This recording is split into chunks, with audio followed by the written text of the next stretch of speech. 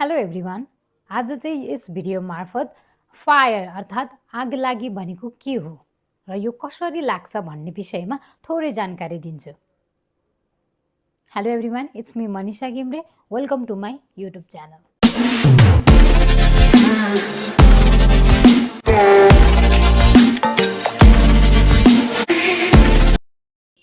वास्तवमा आगलागी भनेको के हो? आगलागी हुन्छ भन्ने त हामी सबैलाई थाहा छ, तर आगलागी चाहिँ कसरी हुन्छ त? म सिम्पल भाषामा भन्छु, आगलागी तब हुन्छ जब ताप, इन्धन र अक्सिजन एकसाथ हुन्छ, तब के हुन्छ? आगलागी हुन्छ। अब आगलागी धेरै किसिमका छन्।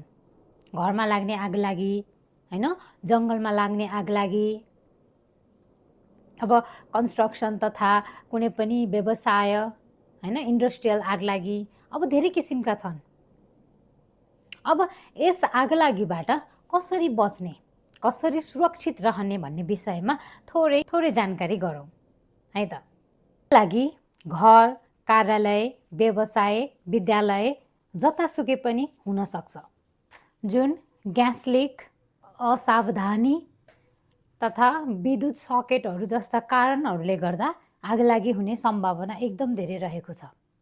नेपालमा विशेष गरी सुक्खा मौसममा धेरै आगलागी रहेको पाइन्छ, जुन जङ्गली आगो पर्दछ। हामीले जान्नुपर्ने कुराहरू: आगलागी हुने सम्भावित क्षेत्र, आगलागी हुने सम्भावित कारणहरू, जोखिमयुक्त स्थानहरू, स्वास्थ्य र सुरक्षामा पर्ने असरहरू। यस्ता जनचेतना सबैमा भयो भने हामी सावधान रहन सक्छौँ। अब आयो पूर्व तयारी। मैले सधैँ तपाईँहरूलाई भन्ने गर्छु, कुनै पनि विपदबाट बच्नको लागि 3 पक्षहरूलाई हामीले समेट्ने गर्छौँ। अवेरनेस, प्रिपेयरनेसका साथै रेस्पोन्स पर्दछन्। अब तपाईँलाई आगलागी भनेको के हो, हैन, भनेर तपाईँहरूलाई जानकारी भइसकेपछि चाहिँ अब पूर्व तयारी कसरी गर्ने त है, त्यसका के कदमहरू चाल्नुपर्छ त्यो पनि म तपाईँ सिम्पल रूपमा भन्छु। तपाईँको घर, विद्यालय, कार्यालय वरिपरि एक्जिट प्लान बनाउनुहोस्, एक्जिट डोर बनाउनुहोस्। भनेको आपतकालीन द्वार, आपतकालीन मार्ग तयार पार्नुहोस्। ग्यास, बिजुलीका तारहरू र आगो सुरक्षित रूपमा प्रयोग गर्नुहोस्। अनि तपाईँको घर, विद्यालय अथवा कुनै पनि व्यवसाय अथवा कुनै पनि ठुलो स्पेसहरूमा चाहिँ फायर एक्सटिङ्ग्विसर चाहिँ सधैँ रहनुपर्छ। सो यसको चाहिँ ख्याल गर्नुहोस्। फायर एक्सटिङ्ग्विसर्सहरू कसरी युज गर्ने, हैन, कसरी प्रयोग गर्ने भनेर पनि विभिन्न तालिमहरू दिइन्छ, त्यो तालिमहरू पनि लिनुहोस्। विद्युतीय तारहरू र ग्यास पाइपहरू सकेसम्म समयमा जाँच गरिरहनुहोस्, हैन। कहिलेकाहीँ त्यहाँबाट लिकेज भएर अथवा कहिलेकाहीँ तारहरू बिग्रिएर पनि त्यहाँबाट आगलागी हुने सम्भावना एकदम रहन्छ। त्यही भएर समयमा चाहिँ जाँचहरू गरिराख्नुहोस् अथवा त्यो पाइपहरू चाहिँ परिवर्तन गरिराख्नुहोस्। विशेष गरी विद्यालयमा अथवा घरमा बालबालिकाहरूलाई चाहिँ यस विषयमा जानकारी दिनुहोस्, हैन।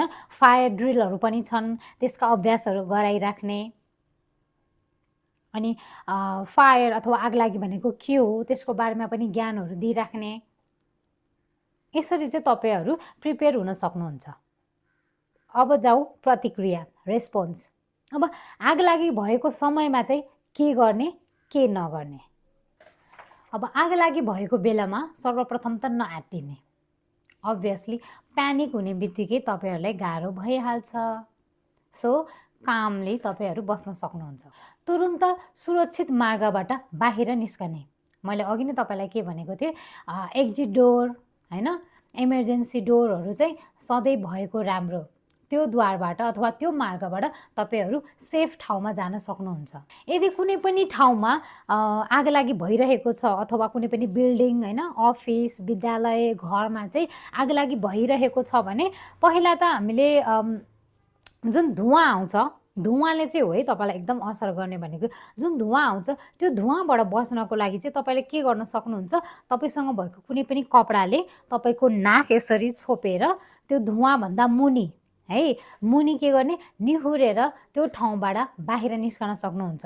अब मैले यो किन निहुरिने भन्दाखेरि यहाँ प्रश्न गर्न सक्नुहुन्छ, ओहो त्यो कसरी आउन सक्छ, कसरी गर्ने, त्यतिखेर ध्यान नै हुँदैन। अभियसली यस्ता क्वेसनहरू आउँछ।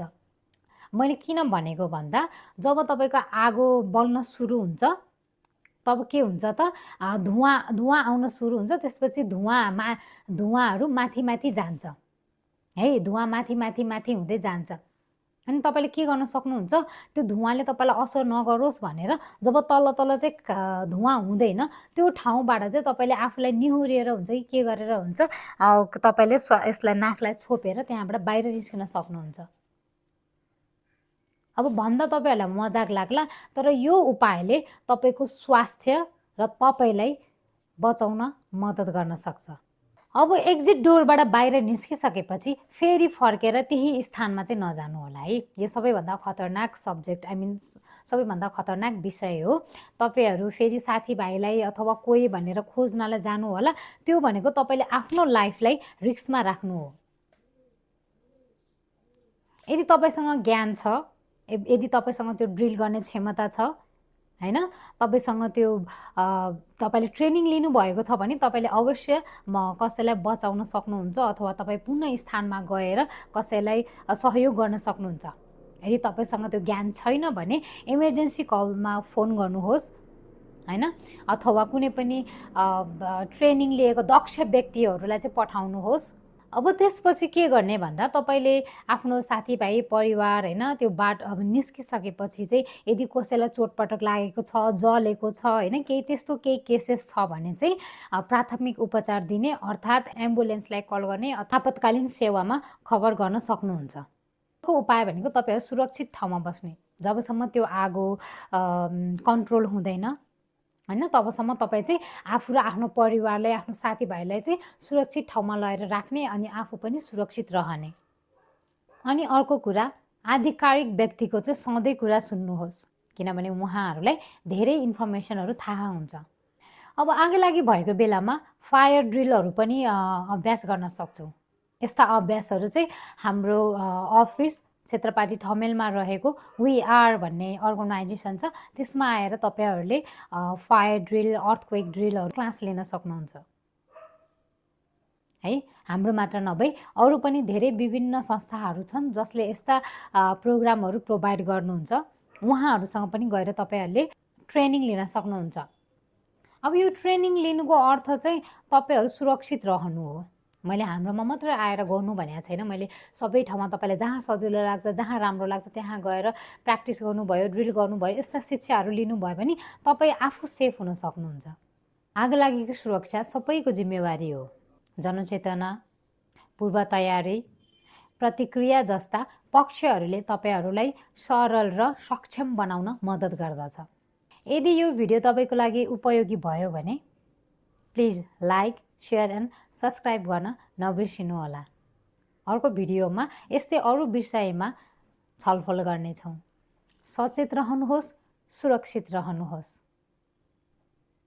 धन्यवाद।